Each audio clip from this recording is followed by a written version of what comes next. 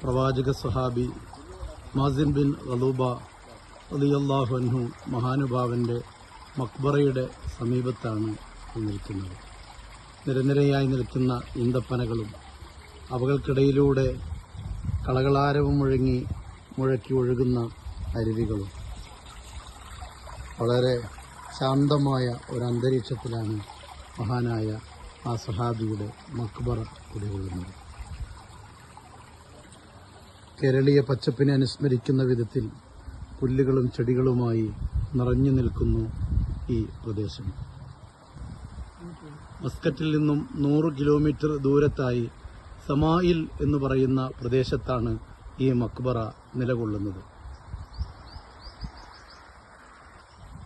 കേരളത്തിൻ്റെ നാട്ടുംപുറത്തെ ഓർമ്മിപ്പിക്കുന്ന വിധത്തിലുള്ള വളരെ തെളിഞ്ഞ ശുദ്ധ ജലമാണ് ഇതിലൂടെ ഒഴുകിക്കൊണ്ടിരിക്കുന്നത്.